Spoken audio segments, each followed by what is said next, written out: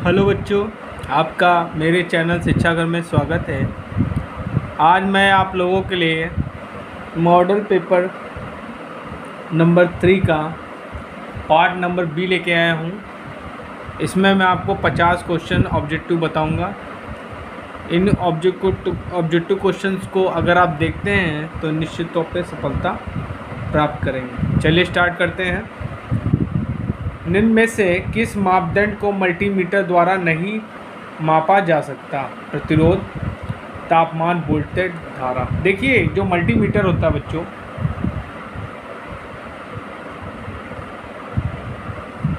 उसमें हम कई चीज़ें नाप सकते हैं। जैसे वोल्टेज नाप सकते हैं, करंट नाप सकते हैं, रेजिस्टेंस नाप सकते हैं, कंटिन्यूटी नाप सकते हैं, कंटिन्यूटी नाप सकते हैं, ठीक है। और ठीक है, ये सब चीज़ें हैं हम नाप सकते हैं, लेकिन हम टेम्परेचर को नहीं नाप सकते। मल्टीमीटर से हम लोग टेम्परेचर नहीं माप सकते। तो इसमें आंसर क्या होगा आपका? तापमान। प्रतिरोध नाप सकते हैं, वोल्टेज नाप सकते हैं, धारा नाप सकते हैं, ठीक है। चलिए अगला क्वेश्चन देखते हैं। अर्धचालक युक्तियों का स्वास्थ्य किसकी सहायता से जांच किया जा सकता है? ठीक है, तो ऑप्शन दिए आपका digital multimeter, potential meter, volt meter, ammeter. तो बच्चों आंसर क्या होगा इसमें? डिजिटल मल्टीमीटर से हम लोग नाप सकते हैं। चलिए अगला क्वेश्चन देखते हैं। 1 एम्पीयर घंटा इनमें से किसके बराबर है? 3600 minute, 6000 ampere second, 600 coulomb, 360 coulomb. तो बच्चों 360 कूलाम के बराबर होता है। चलिए अगला क्वेश्चन देखते हैं। 1 अमीटर का प्रतिरोध तापमान के साथ परिवर्तित होता है, परिवर्तन की स्थिति के साथ परिवर्तित होता है, बहुत अधिक है, बहुत कम है।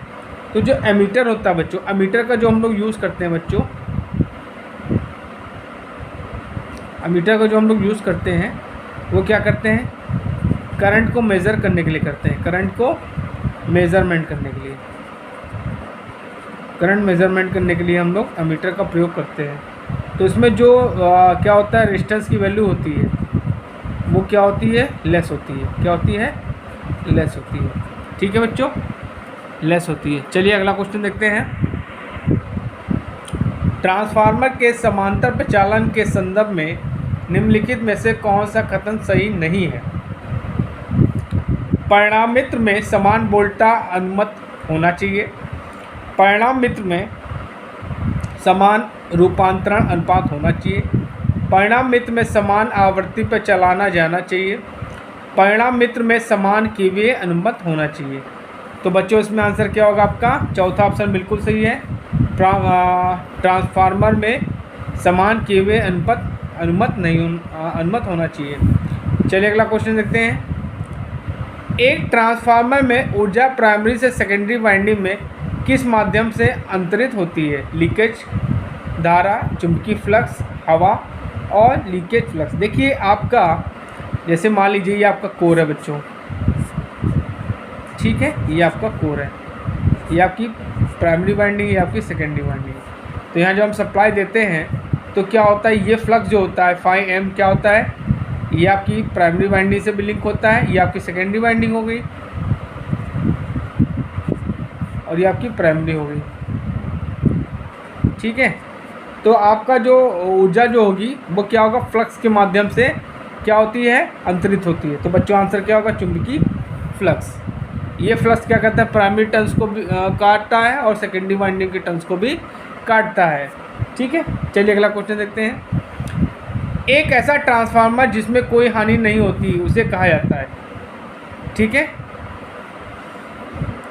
Dairy transformer, ideal transformer, power transformer, self starter transformer. देखिए बच्चों, जो आइडियल ट्रांसफार्मर होता है, आइडियल ट्रांसफार्मर, एक क्या होता है? काल्पनिक ट्रांसफार्मर, काल्पनिक ट्रांसफार्मर, काल्पनिक ट्रांसफार्मर। इसमें क्या होते हैं? No voltage drop, no voltage drop,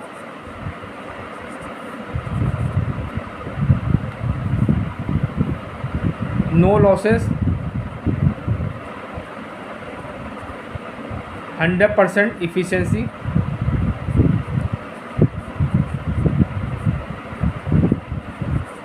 तो बच्चों इसमें आंसर क्या होगा? आइडियल ट्रांसफार्मर, जिसमें क्या होता है, कोई हानि नहीं होती, मतलब primary power is equal to secondary winding power. चलिए अगला क्वेश्चन देखते हैं। बुको रिले का उपयोग आमतौर पर उपकरण की सुरक्षा के रूप में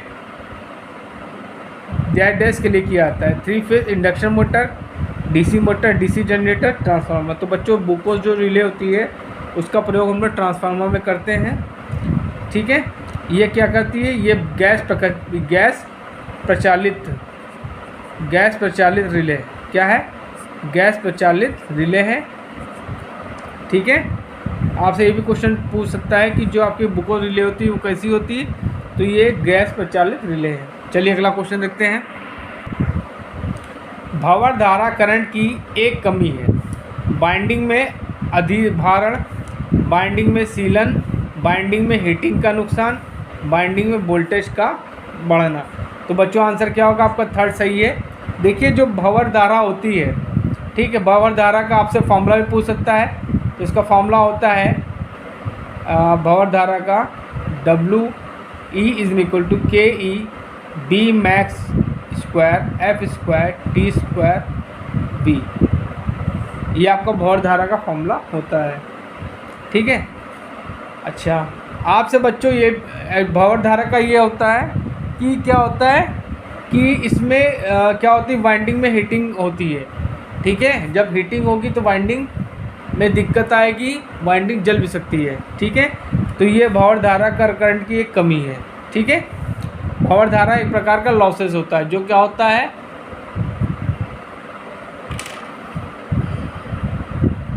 ठीक। चलिए अगला क्वेश्चन देखते हैं। किसी पावर ट्रांसफार्मर में टेपिंग स्विच डैश से जुड़ा होता है। Secondary winding, primary winding, high tension line, primary और सेकेंडरी वाइंडिंग। तो बच्चों इसका आंसर हो गया टेपिंग जो स्विच होता है वो क्या होता है, सेकेंडरी वाइंडिंग से कनेक्टेड होता है। चलिए अगला क्वेश्चन देखते हैं। ट्रांसफार्मर कोर पटलन डैश द्वारा रोधन किए गए होते हैं। वार्निश, संचेतित कागज, सूती टेप, कागज। तो बच्चों आंसर क्या होगा? वार्निश, ठीक है। जो आपकी जो कोर होती है उनको लेमिनेट क्या किससे किया जाता है? वार्निश से किया जाता है। चलिए अगला क्वेश्चन देखते हैं। उपकेंद्रों में विभव परिणामित का प्रयोग डैश के परास बढ़ाने के लिए किया जाता है।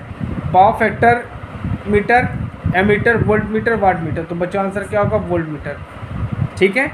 चलिए अगला क्वेश्चन देखते हैं। एक वितरण ट्रांसफार्मर डैश होता है। Step up transformer, step down transformer, current transformer नहीं। तो बच्चों जो आपका डिस्ट्रीब्यूशन ट्रांसफार्मर होता है, डिस्ट्रीब्यूशन ट्रांसफार्मर, ठीक है, वो क्या होता है? स्टेप डाउन होता है। क्या होता है? एक प्रकार का स्टेप डाउन ट्रांसफार्मर होता है, ठीक है, जिसकी इफिशियंसी क्या होती है? 50 से 60% होती है। चलिए अगला क्वेश्चन देखते हैं। डीसी सीरीज मोटर में बलागुण किस प्रकार परिवर्तित होता है? आर्मेचर धारा के व्युत्क्रमानुपात में, आर्मेचर धारा के वर्ग के व्युत्क्रमानुपात में, आर्मेचर धारा के वर्ग के अनुत्क्रमानुपात में, आर्मेचर धारा के अनुत्क्रमानुपात में। देखिए जो टार्क होता है वो क्या होता है? Torque is directly proportional to phi IA, और फाई जो डायरेक्टली प्रोपोर्शनल होता है आर्मेचर करंट के। तो यहाँ हम क्या कर सकते हैं? T is directly proportional to IA into IA, या हो सकता है torque is directly proportional to I²A। तो इस हिसाब से आपका देखा जाएगा तो तीसरा ऑप्शन बिल्कुल सही है, आर्मेचर धारा के वर्ग के अनुत्क्रमानुपात में। चलिए अगला क्वेश्चन देखते हैं। नीचे दिए गए अनुप्रयोगों के लिए DC series motor, DC series, ठीक है, मोटर निम्न लोड पर निम्न गति आवश्यकता होती है, उच्च लोड पर निम्न गति की आवश्यकता होती है, उच्च लोड पर उच्च गति की आवश्यकता होती है, निम्न लोड पर उच्च गति की आवश्यकता होती है। तो बच्चों आंसर आपका थर्ड बिल्कुल सही है, उच्च लोड पर उच्च गति की आवश्यकता होती है। चलिए अगला क्वेश्चन देखते हैं। डीसी मशीन की दक्षता वक्र की प्रकृति है, पहले से घटता है और फिर बढ़ता है, पहले स्थिर फिर घटता, पहले स्थिर फिर बढ़ता, पहले बढ़ता है फिर घटता है। तो बच्चों आंसर चौथा आपका सही है, पहले बढ़ता है फिर घटता है। चलिए अगला क्वेश्चन देखते हैं। कम्यूटेटर खंडों को एक दूसरे से विद्युत रोधी रोधित किए रखा जाता है? बैकेलेट द्वारा, माइका द्वारा, पीवीसी द्वारा और हार्ड रबर द्वारा। तो बच्चों आंसर क्या होगा? माइका के द्वारा एक दूसरे से विद्युत रोधित किया जाता है। चलिए अगला क्वेश्चन देखते हैं। इलेक्ट्रिक रेलवे इंजन के लिए प्रयोग की जाने वाली यूनिवर्सल मोटर डैश डैश होती है? बहुत इंपॉर्टेंट क्वेश्चन है बच्चों। 1000 HP, 2200 HP, 500 HP, 2000 HP। तो बच्चों आंसर क्या होगा? 2200 HP। बच्चों मेरे द्वारा बनाए गए वीडियोस को जरूर देखिए। मैं आप लोगों की TG2 की तैयारी करवा रहा हूं। अगर आप मेरे बनाए गए मॉडल पेपर्स को देख लेते हैं तो आप निश्चित तौर पर सेलेक्ट हो जाएंगे। और प्लीज़ मेरे वीडियोस को शेयर करिए, लाइक करिए और मेरे चैनल को सब्सक्राइब करिए। चलिए अगला क्वेश्चन देखते हैं।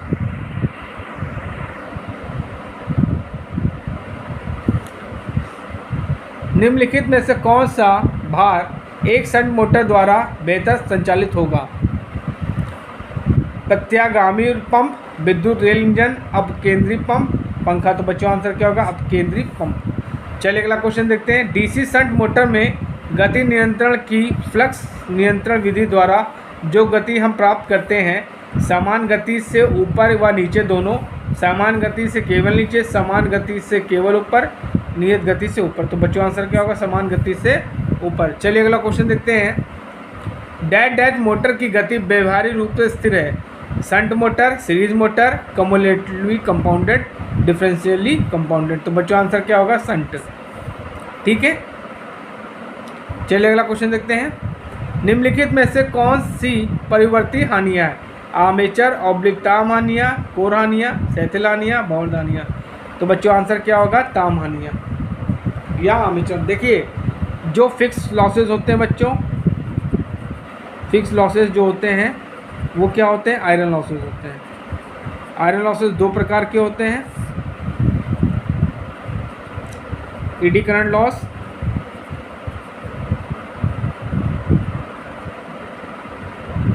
लॉसेस, दूसरा होता है हिस्टेरेसिस लॉसेस।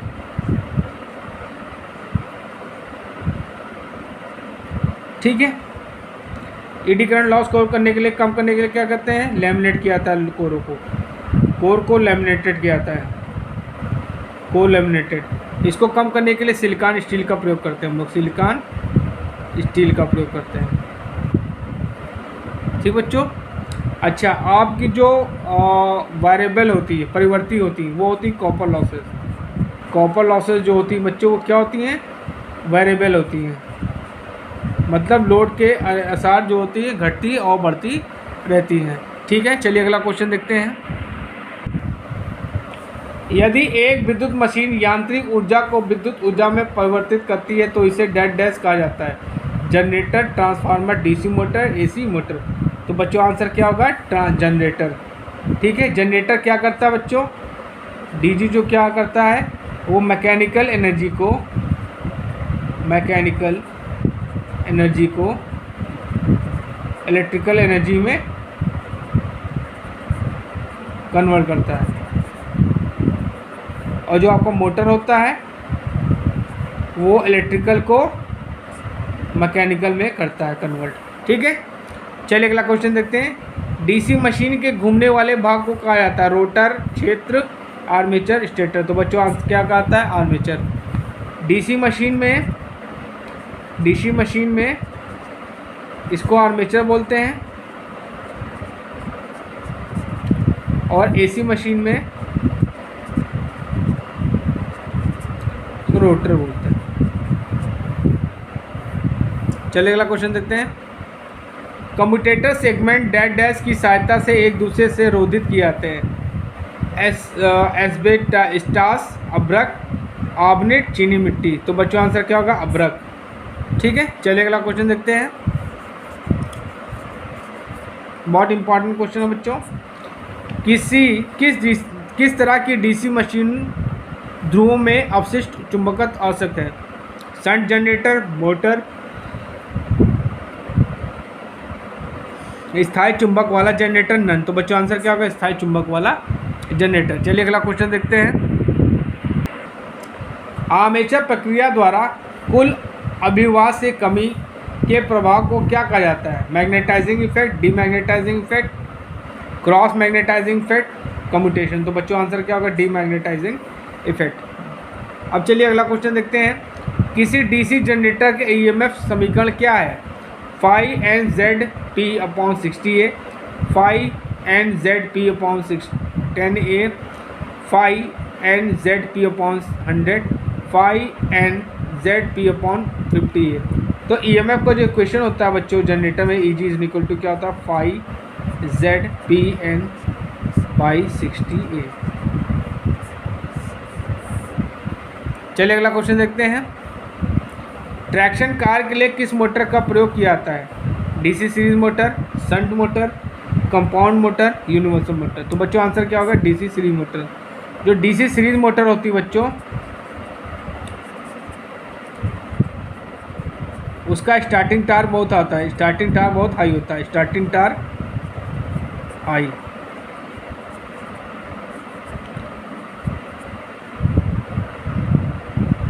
इसलिए लोग उसको ट्रैक्शन में यूज़ करते हैं, इसलिए हम लोग उसको ट्रैक्शन में यूज़ करते हैं। चलिए अगला क्वेश्चन देखते हैं। डीसी जनरेटर की बॉडी डैश डैश से बनती है। विद्युत रोधी सामग्री, ढलवा लोहा या इस्पात, ढलवा इस्पात, एल्युमिनियम, लेमिनेटेड कोर। तो बच्चों आंसर क्या होगा? जो आपकी बॉडी होती है, मतलब जो योक होता है, वो किसका बना होता है? Cast iron. कास्ट आयरन क्या? छोटी मशीनों के लिए, इसको बोलते हैं ढलवा लोहा ही बोलते हैं, ढलवा लोहा। और दूसरा कास्ट स्टील। कास्ट स्टील बड़ी मशीनों के लिए, बड़ी मशीनों के लिए।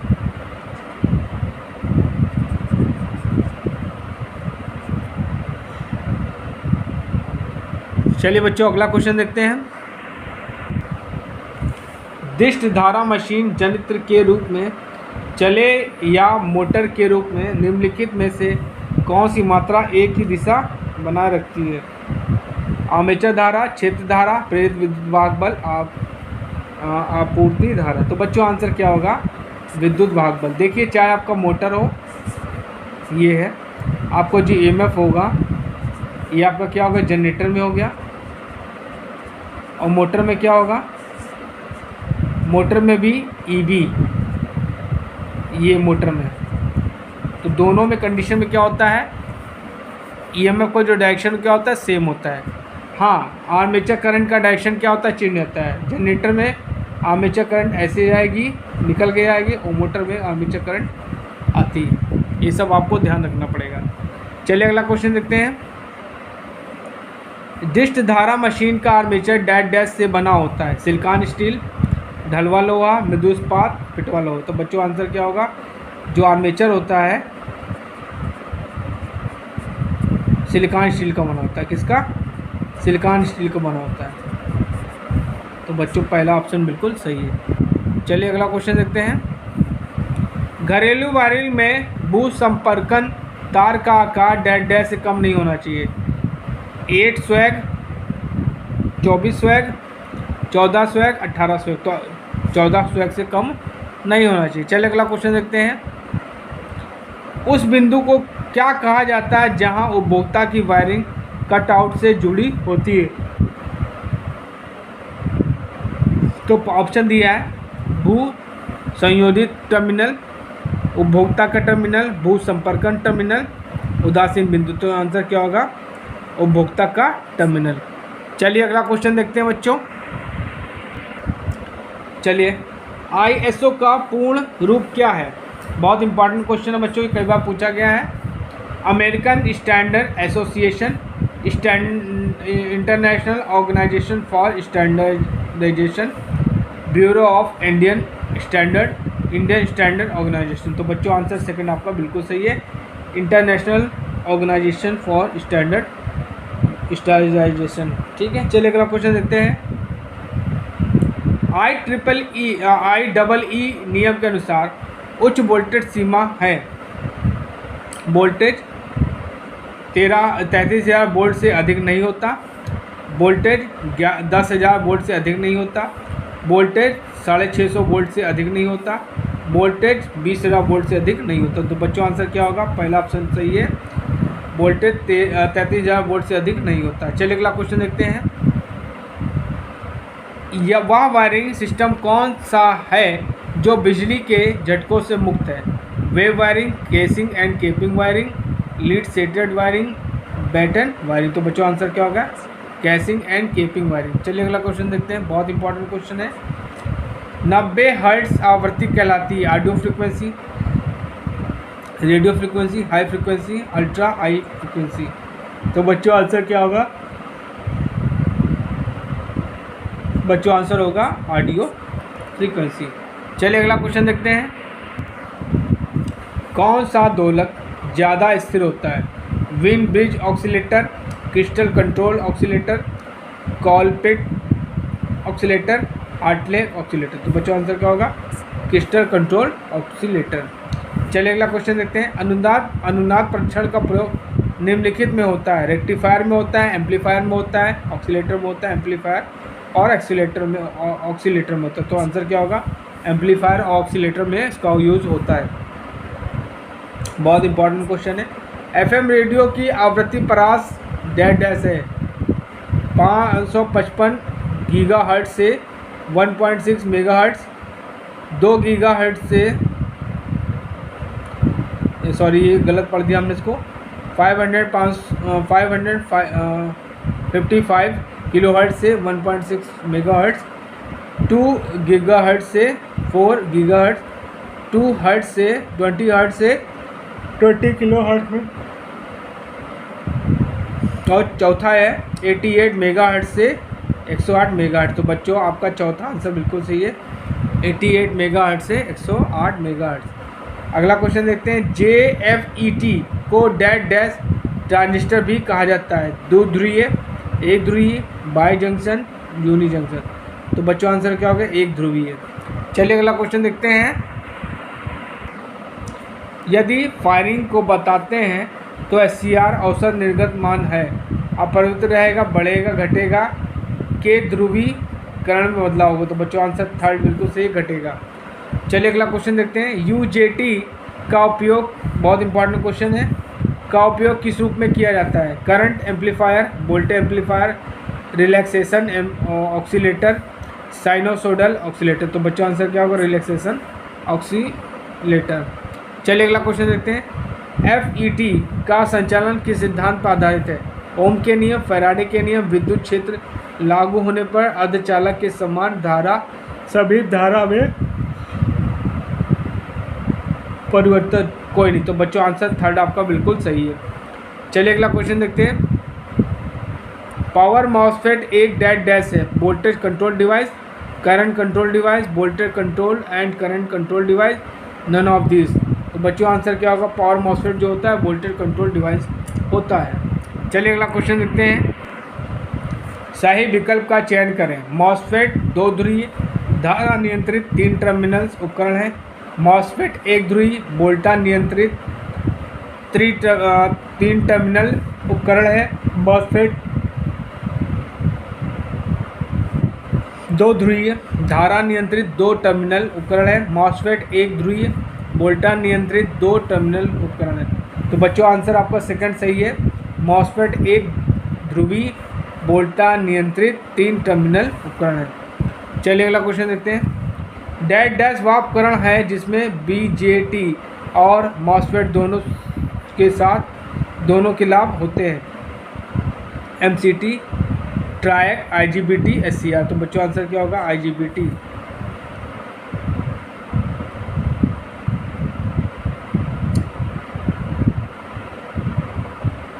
चलिए अगला क्वेश्चन देखते हैं।